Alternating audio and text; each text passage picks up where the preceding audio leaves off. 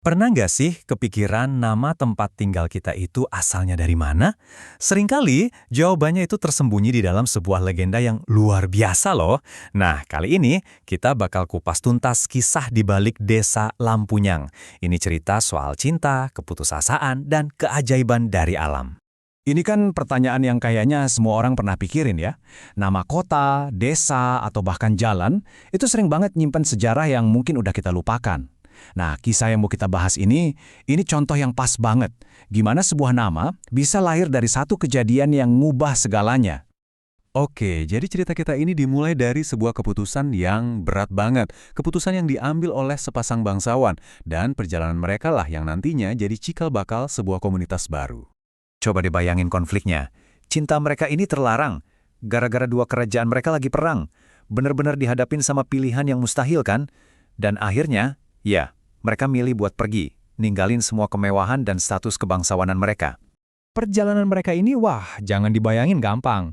Mereka jalan kaki loh, sejauh 6 kilometer dari kerajaan Talagamanggung.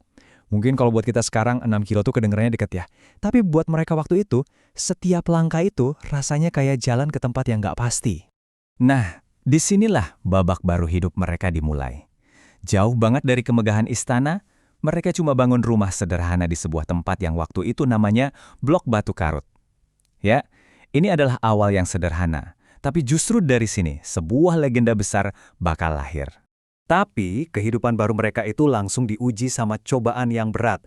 Kebahagiaan keluarga kecil ini tiba-tiba aja terancam.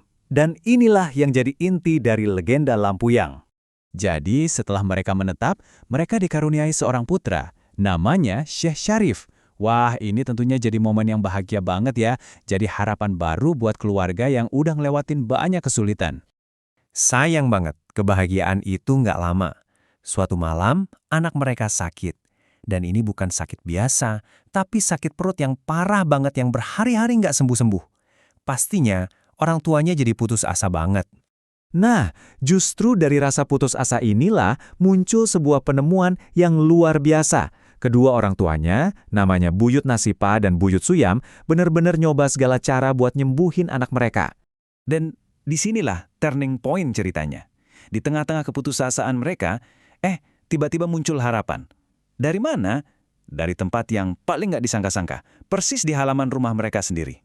Sumber ceritanya bilang mereka tuh sampai berkeliling-keliling. Kata-kata ini benar-benar ngegambarin betapa paniknya mereka kan. Jadi mereka muter-muter aja di sekitar gubuk, matanya ngeliatin tiap jengkal tanah. Nyari apa aja deh dari alam yang bisa nolong. Dan akhirnya Buyut Nasipah nemuin sesuatu. Sebuah tanaman yang kelihatannya sih biasa aja, lempuyang. Tanaman ini tuh satu keluarga sama jahe, lengkuas, kunyit, yang kita tahu emang banyak khasiat obatnya. Nah, inilah dia pahlawan dalam cerita kita. Cara ngobatinnya? Wah, tradisional dan sederhana banget. Nggak ada tuh alat modern, cuma ngandelin intuisi sama pengetahuan tentang alam aja. Cuma 4 langkah simpel ini yang ternyata bawa keajaiban. Coba diperhatiin tindakannya. Seorang ibu yang udah putus asa, ngubah tanaman liar jadi obat. Pakai mulutnya sendiri. Ini benar-benar wujud cinta dan keyakinan yang luar biasa ya. Dan hasilnya? Langsung. Kayak sulap, kayak keajaiban. Begitu pasta lempuyang itu dibalurin, sakit perutnya Syekh Syarif langsung sembuh. Coba bayangin deh, gimana leganya perasaan mereka waktu itu. Momen penyembuhan yang dramatis ini ternyata nggak cuma nyelamatin nyawa satu anak loh, tapi juga melahirkan sebuah nama, sebuah identitas buat seluruh komunitas yang nanti akan terbentuk di sana. Jadi sebagai rasa syukur, Buyut Nasipah dan Buyut Suyam menamakan tempat tinggal baru mereka dari nama tanaman yang nyelamatin anak mereka itu. Dari Lempuyang jadi Lampuyang. Simple, jelas, dan indah banget koneksinya.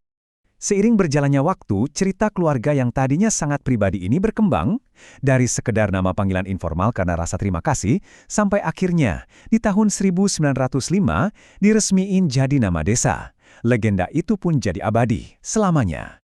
Nah, inilah inti dari semuanya. Jadi ini bukan cuma cerita soal asal-usul nama aja ya, tapi tentang gimana cinta orang tua dan kekuatan dari alam itu bisa menciptakan sebuah warisan yang abadi. Jadi, lain kali nih, kalau Anda lagi lewat papan nama desa atau kota Anda, coba diberhenti sebentar. Coba iseng-iseng bertanya. Siapa tahu kan, kayak Desa Lampuyang ini, mungkin banget ada cerita luar biasa yang nunggu buat ditemuin di balik nama itu.